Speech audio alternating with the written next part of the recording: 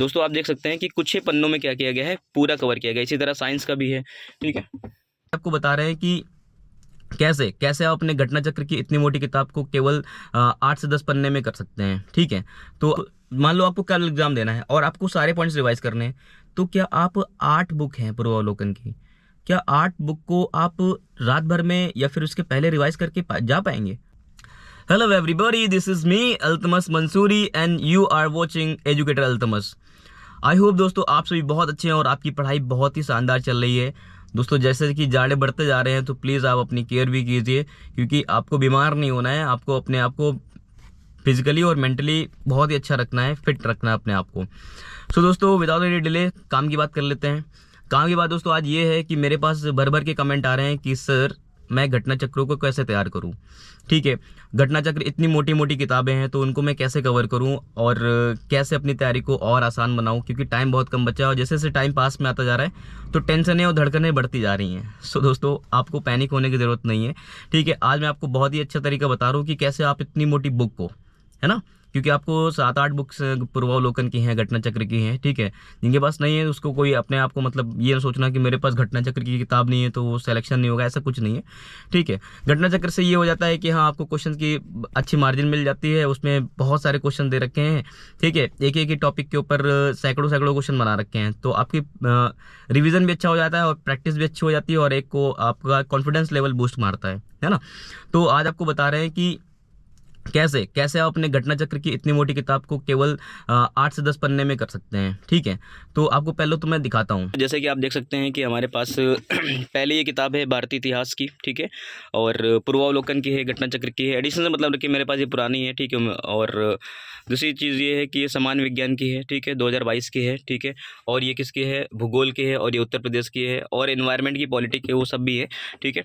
फिलहाल मैं आपको दिखा रहा हूँ कि जैसे कि मैंने हिस्ट्री को, ठीक है, हिस्ट्री जो है, ठीक है, इसके नोट्स कैसे तैयार किए हैं, ठीक है। सो माय फ्रेंड्स आप यहाँ पे रिलेट कर सकते हैं कि यहाँ पे इसकी पूरी बुक को, ठीक है, केवल इतने पन्नों में, ठीक है, केवल कुछ 7 से 8 पन्नों में पूरा क्या कर रखा गया है, पूरा ख़त्म कर दिया गया है, ठीक है। तो इससे फ़ायदा क्या होगा, ठीक है।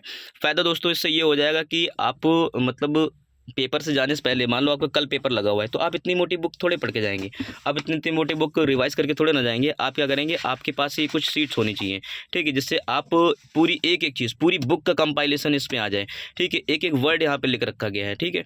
और देख सकते हैं जैसे कि मुगल है, ठीक है, तो मुगल के बारे में देखा गया है कि मुगल वंश की स्थापना किसने की है, ठीक है, किसने किसको हराया है, ठीक है, कौन कौन से युद्ध हुए हैं, खानवा का युद्ध हुआ है, ठीक है, ठीक है। और खानवा के युद्ध में किसको हराया गया है, खानवा के युद्ध में जिहाद का नारा लगाया गया था, राणा सांगा को हराया गया था, ठीक है। फिर चंदेरी का युद्ध हुआ है, ठीक है। फिर इस तरह आप जा सारे देख सकते हैं, यहाँ पे एक एक चीज़ को नोट करके दिखाया गया है, ठीक है।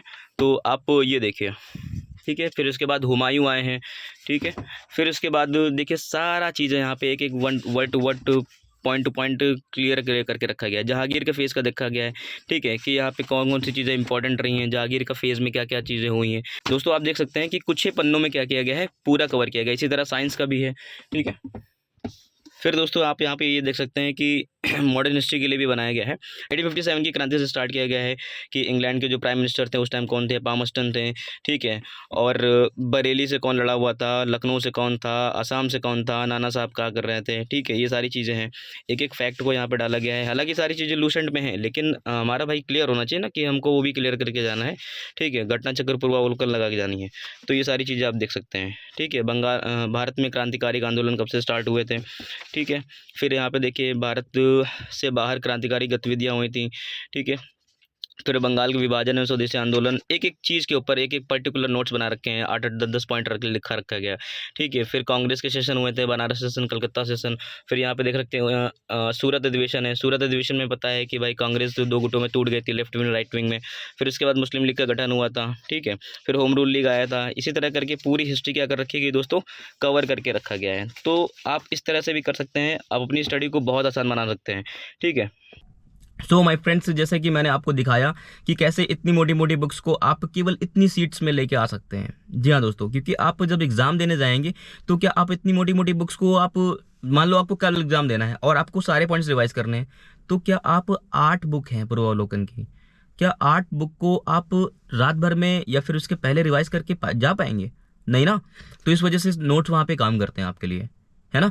तो आप क्या करिए, अभी भी आपके पास टाइम है। देखिए एक चीज़ और बता रहा हूँ आपको, जैसे आप पूर्वावलोकन घटना चक्र पढ़ेंगे ना, तो आप उसमें देखेंगे कि एक ही क्वेश्चन करीबन 7-7 8-8 बार अलग अलग टाइम में अलग अलग एग्जाम में पूछा गया है। तो आप उसको अलग अलग ना तैयार करिए, उसका एक ही टाइम तैयार कीजिए, ठीक है। और जो क्वेश्चन बार बार रिपीट हो रहा है उसके ऊपर क्रैश बना दीजिए कि मुझे दोबारा ध्यान नहीं देना, क्योंकि हमें समय भी बचा के चलना है ना। We have the enough time right now, ठीक है।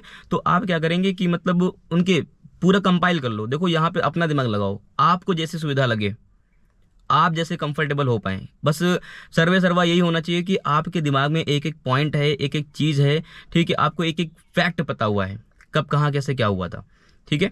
तो आप प्लीज़, जैसे कि मैंने आपको दिखाया, आप इस तरह से अपने क्या करें, नोट्स को बनाएं। और अभी भी बना सकते हैं, कोई बड़ी बात नहीं है ना।